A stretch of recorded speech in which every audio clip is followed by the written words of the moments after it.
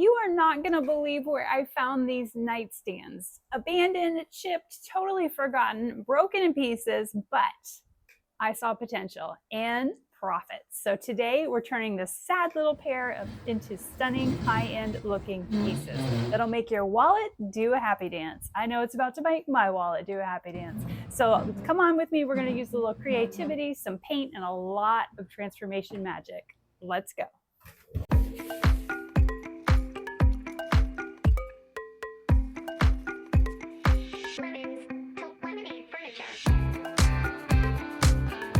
These nightstands were a total curb alert. I rushed out as soon as I saw them listed on Facebook for free. They need a lot of work though, you guys. This is not necessarily going to be an easy flip, but the style of these, if I can make them look how I think they're going to look, should be really, really on trend and should sell really well. But I have a lot of damage to fix on these. The very first thing is all of these drawer glides are broken. There's either pieces missing, they're not attached. I think for all 6 drawers. So I'm going to get this taken apart and just sort of get some inventory of what I need to order to fix all of these.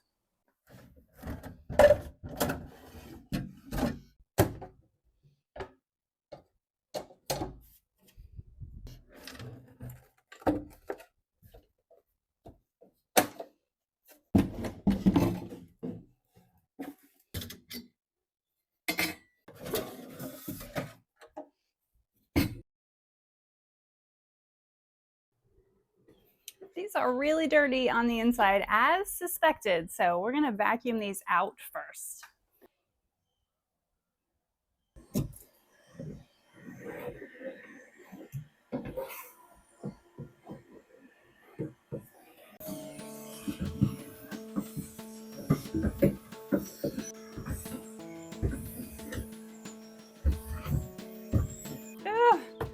Now it's time to get these really clean. I'm using some Simple Green and some hot water. The Simple Green is going to help take off any dirt, dust, grime, furniture polish that's been left behind, fingerprints that are on your pieces. It's really important to use a good degreaser on your pieces before you start your next steps. And while I clean this, it's going to give me an opportunity to see is there anything else that's broken on this. On these pieces, there's a lot, you guys, and just sort of get an idea of where I go next. So cleaning it is always a really great place to start.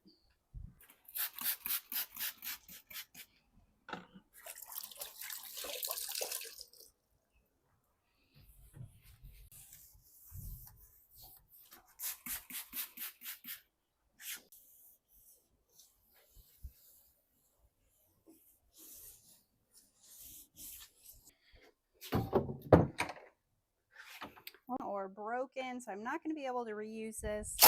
So we'll get these off.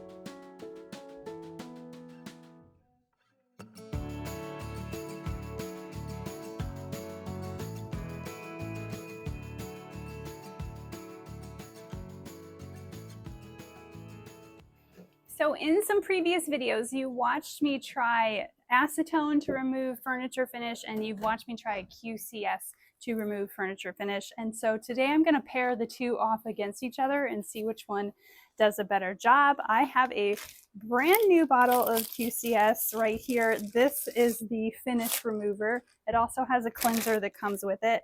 So I'm going to get this bottle ready to go. We're going to use this one first. So after using both of these methods, the pros to the QCS are that it is non-toxic. I can use this without any PPE or a mask on. It goes on super easy. You just spray it on the surfaces that you want to remove the finish from. And then I cover it up with some saran wrap because in Texas it evaporates really quickly just because of our heat. So, and then it works really, really fast. Within 30 minutes, I can strip all of this off really easily, which I'm going to show you. The downside of this is that it's a little more pricey. It's probably one of the more expensive chemical strippers that is on the market. So a box of this will run you about $70, I think, but I get a lot out of just one box. So I'm gonna get a really good coat of this on here and we'll cover it with some saran wrap and let it do its job.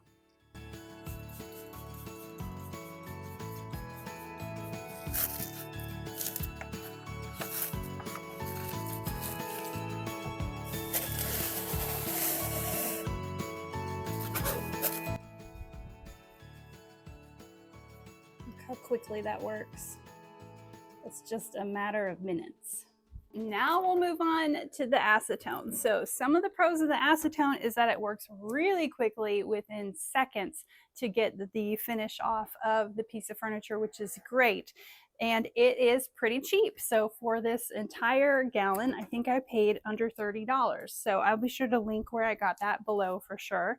And then the other thing is that the cons of using the acetone is, number one, it is extremely flammable. So if I use any rags, I have to lay them flat in the driveway to dry just to make sure that they do not catch on fire in my garage. I have to wear a lot of PPE. So I wear some plastic gloves underneath my work gloves, which have special tips on them for chemicals. And then I will also have a heavy duty respirator mask on so I am not inhaling any of the fumes. So it's cheap and it works quick, but it has a lot of downsides to it too. So let's get the acetone on here and see how this works.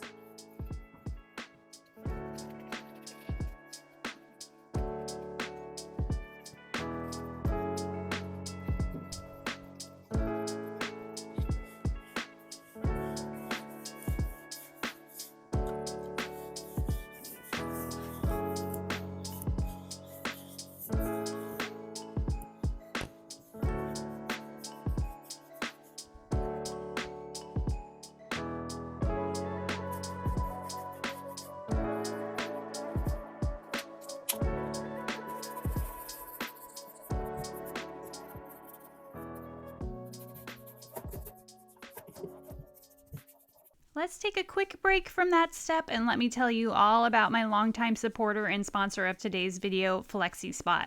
If you're decorating on a budget but you still want something that looks elevated and can handle real life, this washable rug from FlexiSpot might be your favorite new find.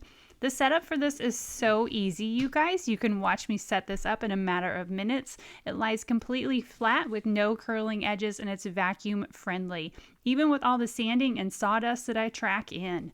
It's OTEC Tech certified, which means it's made without harmful chemicals, safe for kids to crawl on and dogs to nap on, which you know is a big plus for me. The one I picked is 9x12, which fits right in my washing machine. Yes, this huge rug fits right in my washing machine. I've got kids, pets, a garage full of DIY chaos, so being able to just toss this rug in the wash when it gets messy, absolutely total game changer. To test durability, I scratched the surface with a fork, I ran it through a full wash, it came out looking exactly the same, no fading, no shrinking, no warping, it still looked beautiful and felt soft even after all that abuse. This is a Weekend Warrior approved upgrade that makes your space look designer without the stress or the designer tag. Look how amazing this is in my space, you guys. It really helps pull this room all together.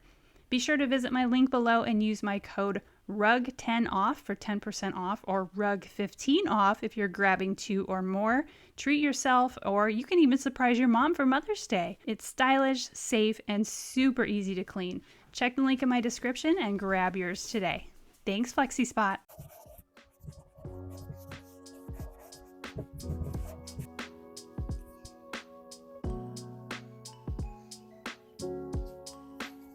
So the side with the acetone is finished in the time that it took to do that. Now the side with the QCS is finished. So let's get this unwrapped and see how this compares.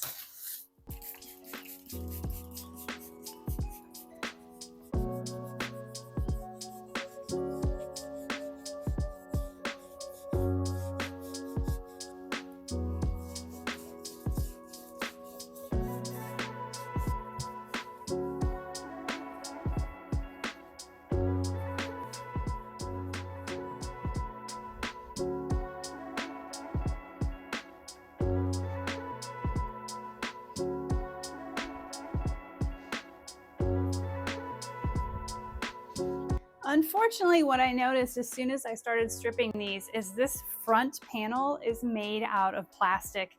This is not solid wood, but the sides of the bottom part are solid wood. So it's going to be impossible for me to try to blend these with stain. I'm unfortunately going to have to paint them to make them match, but I'm still going to make them look like wood grain because that's the look that we're going for today. So I'm going to take my Surfprep sander to all the edges and corners here, just make sure I get off anything, any like sticky stuff, anything that's residual, some more of the stain just to make it look more uniform, and then I can move on to the next part.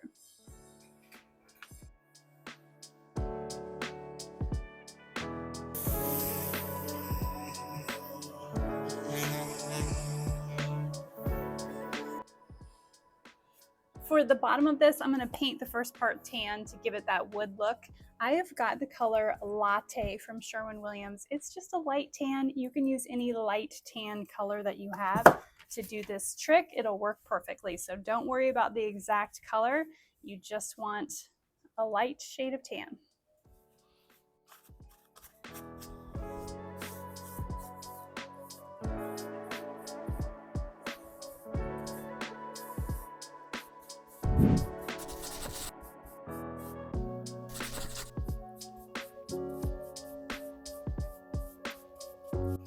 The tan paint is dry, so now it's time to go for that wood look effect. I'm going to use Rust-Oleum's glaze. This is their cabinet glaze, and it's in the color Java Brown. I picked this up at Lowe's, and what you're going to use for this, you need a few different utensils. So you need a chip brush, you need a regular little broom. I get these at the dollar store. And then you need a deck staining brush. This is the magic one because it has all these thick bristles, but they're still really soft. So you need this to move the paint around. So what I'll do is put on a thick coat of the cabinet glaze with my chip brush, and then we'll start to make this effect.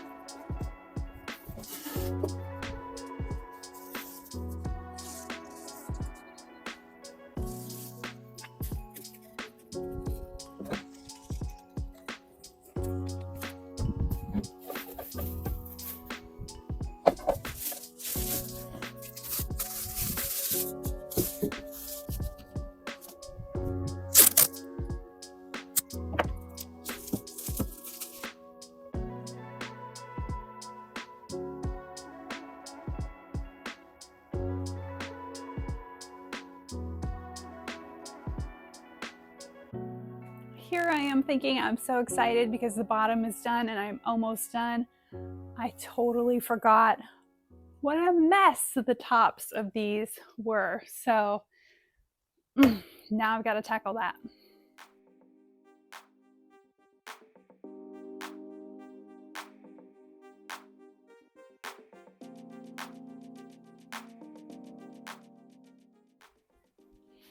I'm going to start by using a chisel and a mallet to get off some of this really warped stuff that's right here. I know that I can't sand that down. That's not going to lay flat. So it needs to be removed. So any of my master woodworkers, you are welcome to sound off in the comments on how you think this should be done. But since I don't have you with me right now, I've got to do my best. So let's see what we can do here.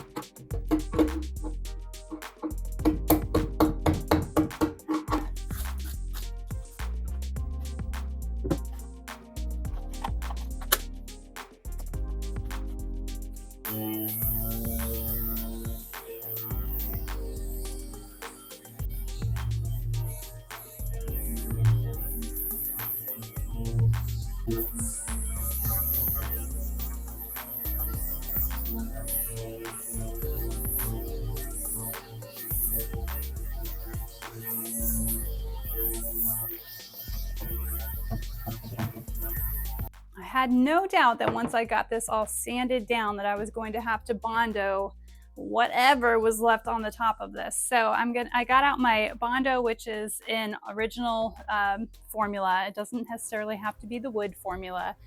And then I will take some Bondo, which is a 2-part epoxy system. So what is in this can is tan. And then you mix it with the hardener, which is blue, and you only use a little bit of this. And as soon as I mix these two together, I might have about a minute and a half to get it exactly where I want it to be before it's gonna start to harden up on me. It probably is gonna take more than one coat of this. So let's get the first coat on, let it do its thing, and then I'll sand it back and I'll see if we need to do another coat.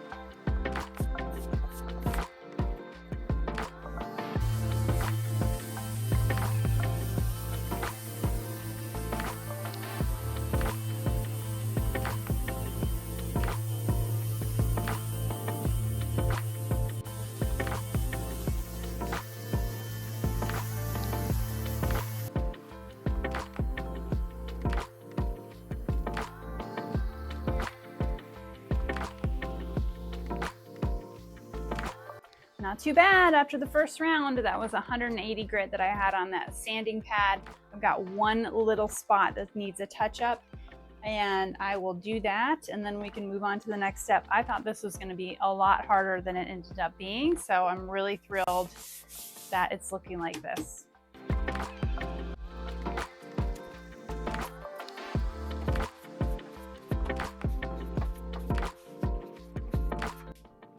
Because I have all of these weird surfaces going on top of the nightstand here. I've got real wood, I've got fake wood, I've got some veneer, I've got particle board that's coming through. I am going to use some shellac just to make sure everything is sealed underneath, especially for that particle board that you saw fluff up so much when I was sanding it. If I get any kind of moisture on that, it's just gonna fluff up again. So it needs to be sealed in really well, and that'll make sure that I don't have any bleed through issues coming through my paint. You can also use primer. I have clear shellac on hand, so that's what I'm gonna use, and I'll do 2 good coats of this.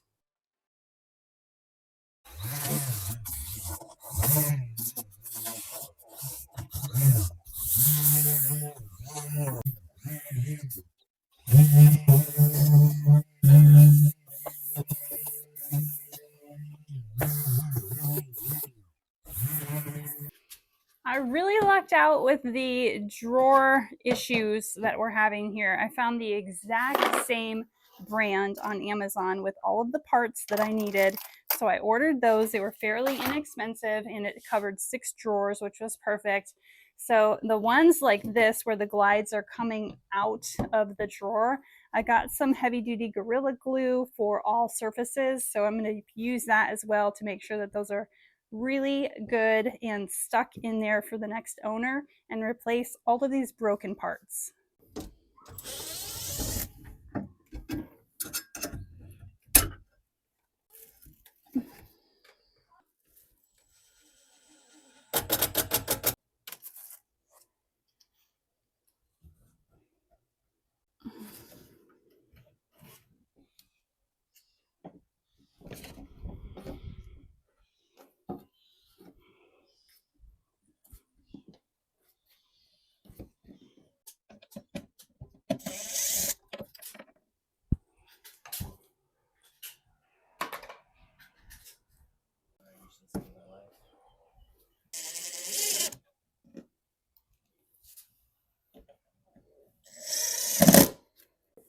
I'm getting out my Wagner sprayer for this next part. I am going to start painting the drawers, and today I've chosen the color Inkwell by Sherwin-Williams. This is in their urethane trim enamel. This is the one I recommend for if you're going to paint furniture. It needs to be their trim enamel, and this has got a satin finish on it. This is like an inky blue black. It's been one of my top sellers for 2025, so I'm going to use this again on these nightstands.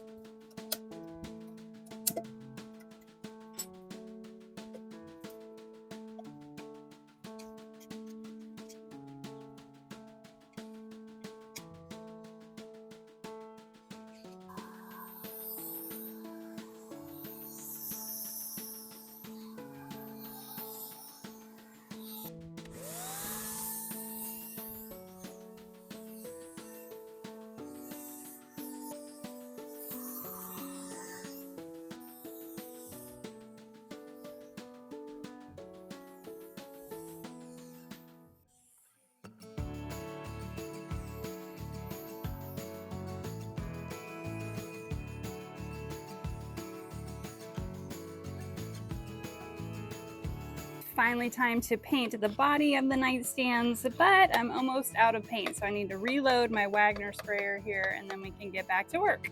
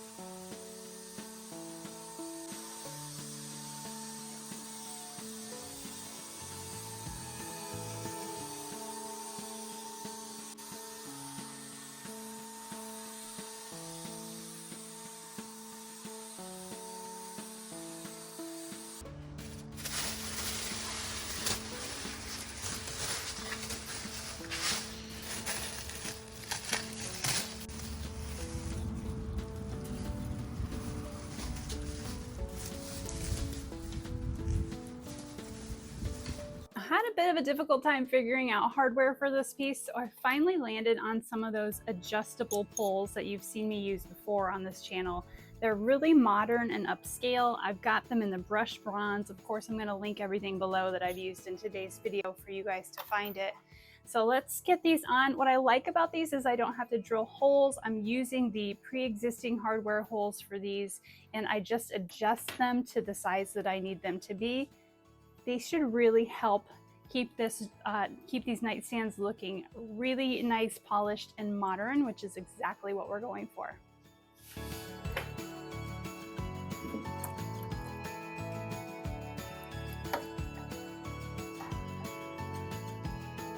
The trick to these is not to tighten them until you are absolutely sure where you want these to be, and then you can tighten them in the back.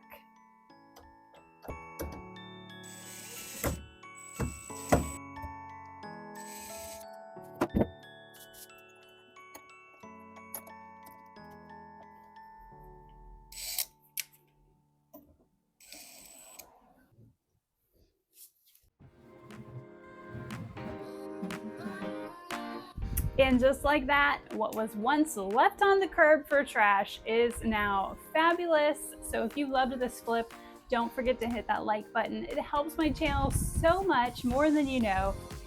These nightstands, totally free on the curb. Now I can probably list these for about $800 to $900. I know that's crazy, you guys, but that is the power of flipping furniture.